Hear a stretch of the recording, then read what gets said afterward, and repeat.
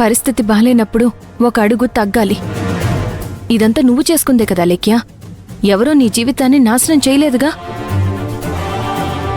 చేయకూడని పనులన్నీ చేశావు.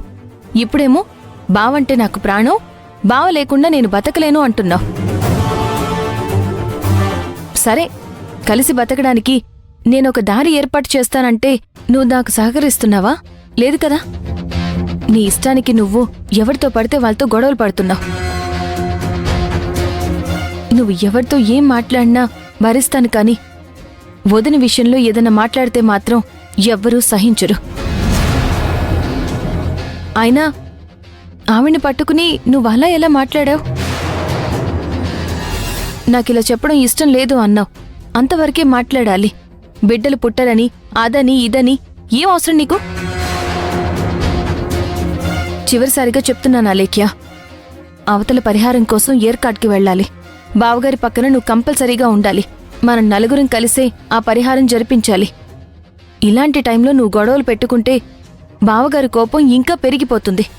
నువ్వు రావడానికి వీల్లేదు, అసలు ఆ పరిహారమే అవసరం లేదు అంటారు. అప్పుడేం చేస్తావు? కోపం, బాధ అందరికీ ఉంటాయా లేఖ్య?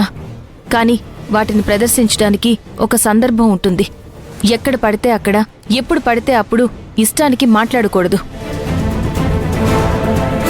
నువ్వలా మాట్లాడే కొద్దీ ఇంట్లో వాళ్ళందరి దగ్గర చెడు అవుతూనే ఉంటావు, కానీ ఏ ఒక్కరి దగ్గర మంచి పేరు సంపాదించుకోలేవు. అది వదిన్ని పట్టుకుని ఆ విధంగా మాట్లాడావంటే ఇంట్లో ఉండేదెవరు? తన తల్లిదండ్రులు, తమ్ముళ్ళు. నువ్వన్న మాటలు వాళ్ళు సమర్థిస్తారని ఎలా అనుకుంటున్నావు? దయచేసి ఇప్పటికైనా ఏం మాట్లాడకు. ఏం చెయ్యాలో, ఎలా చెయ్యాలి అన్నది నేను ఆలోచిస్తాను.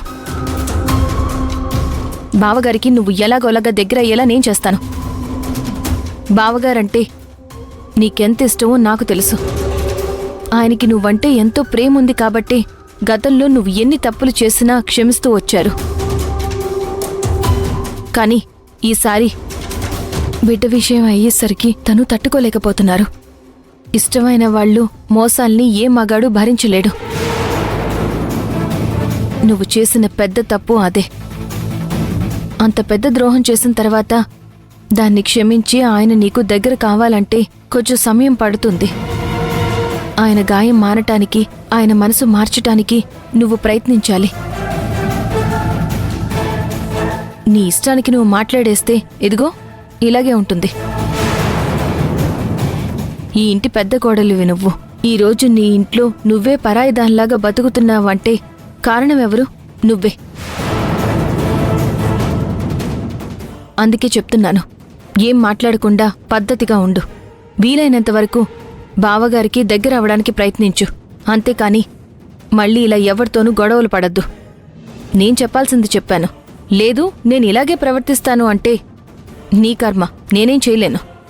నా మాట వింటావో, నీ ఇష్టానికి నువ్వు ఉంటావో నీ ఇష్టం.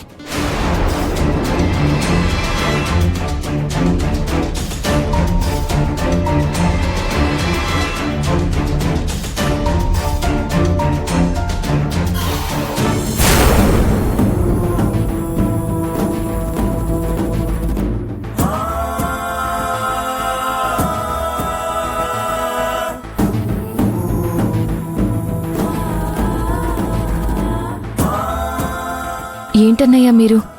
తనేదో మాట్లాడిందని మీరు ఆవేశపడి ఇంట్లో నుంచి వెళ్ళిపోతాననడం ఎంతవరకు న్యాయం చెప్పండి? ఇది మీ ఇల్లు, మీరెక్కడికి వెళ్తారు? దయచేసి ఇంకొకసారి అలా మాట్లాడకండి. తనేదో మాట్లాడిందని మీరు ఆవేశపడి ఇంట్లో నుంచి వెళ్ళిపోతాననడం ఎంతవరకు న్యాయం చెప్పండి? ఇది మీ ఇల్లు, మీరెక్కడికి వెళ్తారు? దయచేసి ఇంకొకసారి అలా మాట్లాడకండి.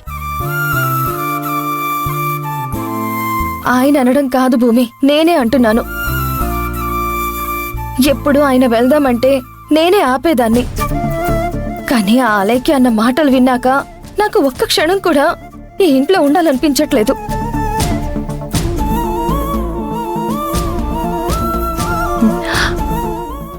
ఏంటొదినా నువ్వు కూడా అలా అంటావు? ఆ మాటలు పడ్డవాళ్ళకే తెలుస్తుంది భూమి. ఇష్టం వచ్చినట్టు మాట్లాడింది. గతి లేక ఈ ఇంట్లో ఉంటున్నామంట. నేనుండాల్సింది అసలు ఇక్కడ కాదంట. వదినా, నేను చెప్పేది విను. తను తప్పు చేసింది కాదనట్లేదు, కానీ బావగారంటే తనకి చాలా ఇష్టం. ఆయన్ని దూరం చేసుకుని బ్రతకలేదు. తన బాధలో కూడా అర్థం ఉంది కదా. నిజంగా వాడి మీద అంత ప్రేముంటే కడుపులో బిడ్డ లేకపోయినా ఉన్నట్టు నమ్మించి అంత మోసం చేస్తుందా?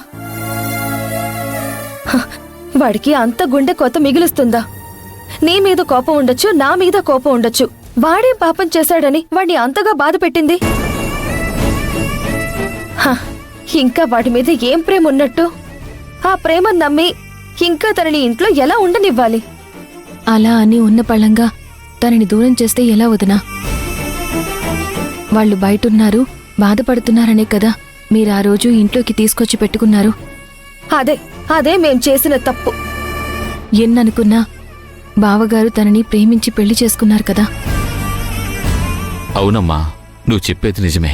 మహాలక్ష్మి బాధపడద్దనే కదా నేనెక్కడుంటున్నాను.